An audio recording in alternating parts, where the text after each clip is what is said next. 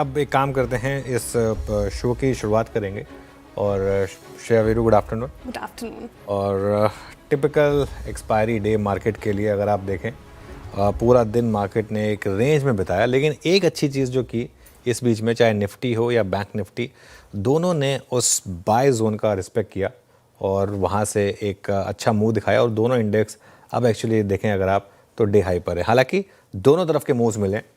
कहने को ये भी कह सकते हैं कि अगर आपने सेल किया तो भी पैसा बना होगा इंट्राडे में, ऑब्वियसली अगर आपने टाइमिंग सही की होती तो। लेकिन खैर जो भी है, ऑप्शन राइटर की रेंज को रिस्पेक्ट किया गया। सभी के सभी कॉल्स और पुट्स में वैल्यू कम हुई है आज, तो वो एक टिपिकल ऑप्शन राइटर, एक best expiry actually option writer के लिए। आखिरी एक घंटे में शायद एक मूव बचा हो मार्केट के लिए। Let's wait and watch, let's hope. एक और चीज़, रिलायंस क्लियरली अब मार्केट का लीडर यहाँ पर, और आज भी देखें तो रिलायंस ने ही लीड किया। नया 52 वीक हाई लगाया स्टॉक ने, ऑल टाइम हाई। बैंक्स ने आउट परफॉर्म किया आज, खासतौर से पीएसयू बैंक्स में शानदार मोमेंटम है। हालांकि आईटी, उसने काफ़ी हद तक थोड़ा सा मार्केट को गेंस को कैप करने में एक बड़ा रोल प्ले किया। आईटी में आज थोड़ी सी आपको अंडर परफॉर्मेंस दिखाई देगी। निफ्टी आईटी की बात हो रही है, चलिए कोई बात नहीं। चलिए आगे बढ़ते हैं और देखते हैं आखिरी का 1.5 घंटा कैसा रहेगा।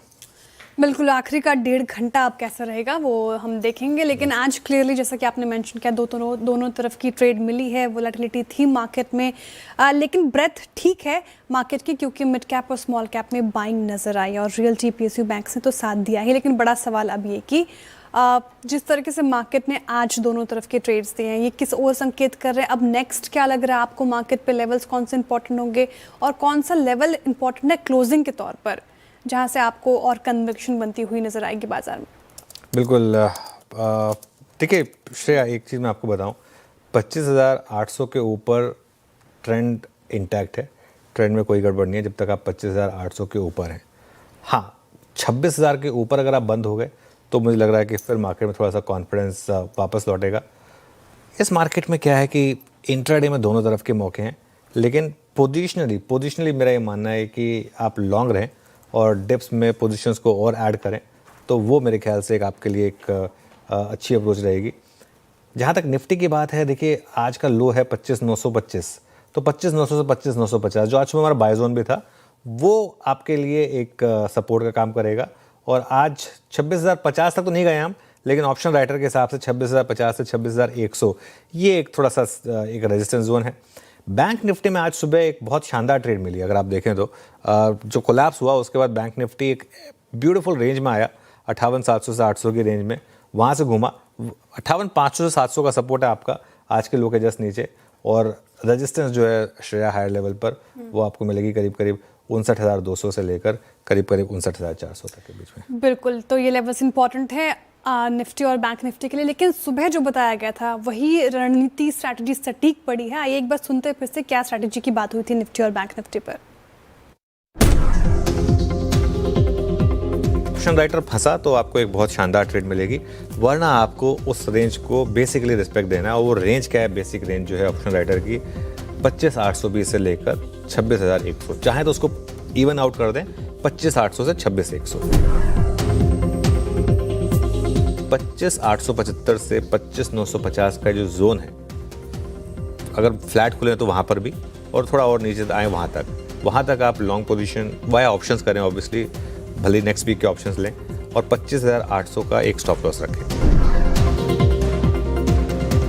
ये ऑप्शन राइटर्स की जोन है, तो एक बाइंग का बेस्ट जोन होगा 58,700 से 58,800 का, और एक स्टॉप लॉस लगा दीजिए 58,600 का। बैंक निफ्टी अभी भी काफ़ी स्ट्रांग है। चलिए, छोटी ट्रेड्स दी मार्केट ने, लेकिन आपको एटलीस्ट अगर आप देखें तो रेंज को रिस्पेक्ट करा और वो स्टॉप लॉस को रिस्पेक्ट करा, दोनों को। ये एक अच्छी चीज़ रही मार्केट के लिए। Veeru, good afternoon. Stock specific आज क्या एक्शन रहा?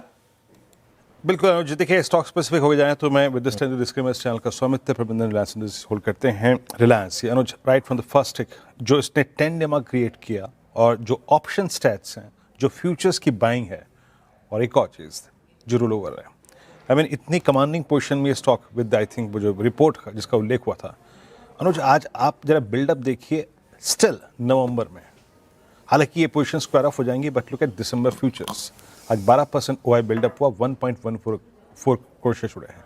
तो रिलायंस एक स्ट्रॉन्ग हैंड में है एंड मोर स्पेशली इसने अब तक 16 अक्टूबर से लेकर अब तक यानी अर्निंग सीजन स्टार्ट होने से पहले ही जो इसमें एक मोमेंटम आया था उसमें कभी भी 10 डेमा को नहीं तोड़ा और आज फिर प्रूव किया कि 10 डेमा इसकी एक लोवेस्ट ट्रजेक्टरी है जिसको ये वायलेट नहीं कर रहा है। तो एक्यूट स्ट्रेंथ जहां पहले जिस काउंटर में है वो है रिलायंस इंडस्ट्रीज। मैं अभी सिर्फ स्ट्रेंथ वाले काउंटर्स को लूंगा।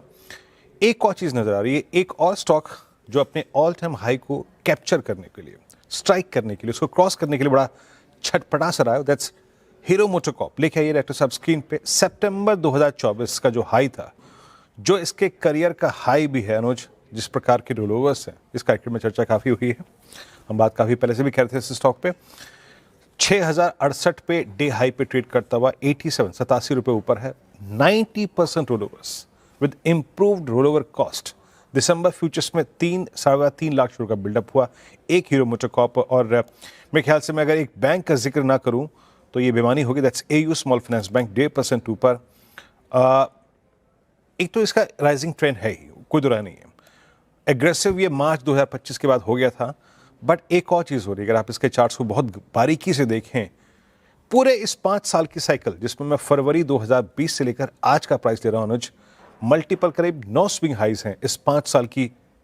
ये चार्ट अपने और भी एक एग्रेसिव यानी एक राइजिंग चैनल को भी बाइसेक्ट करके और उस राइजिंग चैनल के अपर एज में एंटर करने की तैयारी कर रहा है। 87% रोलोवर, ह्यूज बिल्डअप, अच्छे रोलोवर कॉस्ट और अच्छा पोजिशनिंग। तो ये 3 स्ट्रक्चर्स जिस पर आप कह सकते हैं एक्यूट स्ट्रेंथ है। पर अनुज, एक बार आज फिर से ये प्रूव हुआ कि bank Nifty is the king जनाब। इसके बिना और with in Nifty bank PSUs के बिना अभी स्ट्रेंथ लोकेट करना मुश्किल है।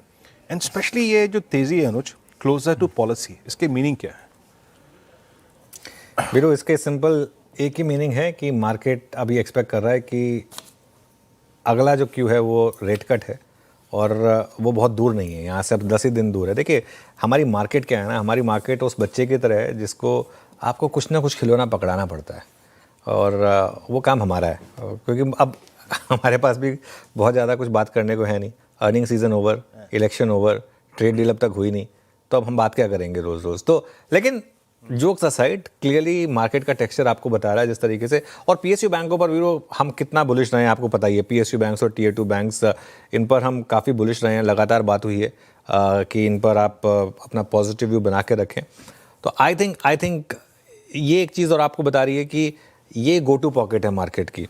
स्पेशली यहाँ पर एक और अच्छी चीज़ ये है कि आप कोई भी पीएसयू बैंक उठा के देख लें, कोई भी बैंक आपको महंगा नहीं मिल रहा है। आज की डेट में भी एसबीआई 1000 रुपये पर अगर आप देखें वैल्यूएशन वाइज सस्ता है कंपेयर टू लास्ट ईयर जून 2024।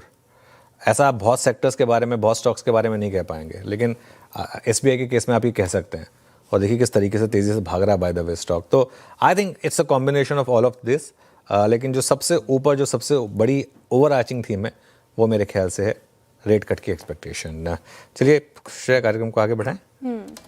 जी, लेकिन मैं सवाल ये इसी पर था, थोड़ा और विस्तार में जानना चाहूँगी। अब हम नवंबर सीरीज को टाटा बाय बाय कह रहे हैं, नेक्स्ट सीरीज का आउटलुक क्या लग रहा है आपको, साथ ही कौन से क्यूज और ट्रिगर्स जो अब ड्राइव करेंगे? आई थिंक इन पार्ट मैंने उसका जवाब दे दिया जब वीरो के सवाल का मैंने जवाब दिया। लेकिन आउटलुक, हाँ बिल्कुल। तो क्यू सबसे बड़ा यही है, आरबीआई की पॉलिसी और फेड की पॉलिसी। और आउटलुक में बहुत कुछ डिपेंड करेगा कि ये दोनों इंस्टीट्यूट्स कहते क्या हैं, फेड क्या कहता है और गवर्नर साहब क्या कहते हैं। I think rate cut expect कर रहा हूँ मैं दिसंबर में, क्योंकि आरबीआई की तरफ से, क्योंकि पिछली पॉलिसी में गवर्नर साहब ने एक टोन सेट कर दिया था कि अगर हम ओपन हैं रेट कट्स के लिए और हमारा फोकस अब ग्रोथ पर है। और उसके बाद जिस तरीके के डेटा पॉइंट्स आए हैं, इन्फ्लेशन ऑल टाइम लो पर आया है, तो एक सेंस बन रही है कि इस पॉलिसी में रेट कट आना चाहिए।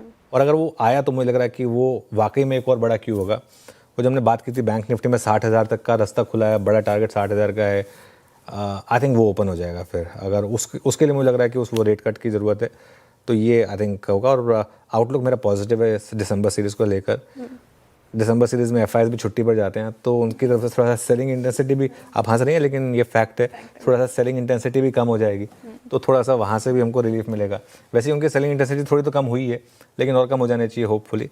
तो ये मुझे लग रहा है कि शायद थोड़ा सा एक और मार्केट के लिए पॉजिटिव रह सकता है। बिल्कुल आउटलुक पॉजिटिव है आपका दिसंबर सीरीज को लेकर, और फेड रेट कट एक बड़ा ट्रिगर होगा मार्केट के लिए। चलिए अब आगे बढ़ते हैं और सबसे पहले ट्रेंडिंग स्टॉक्स की बात कर लेते हैं, क्योंकि हालांकि मार्केट दायरे में था लेकिन फिर भी इन ग्रीन ट्रेड करने में कामयाब है। तो शुरुआत तेजी के ट्रेंडिंग स्टॉक्स के साथ करते हैं। कौन कौन से स्टॉक्स ने आज संभाला है बाजार को, कहाँ पर ज़्यादा खरीदारी होती हुई नजर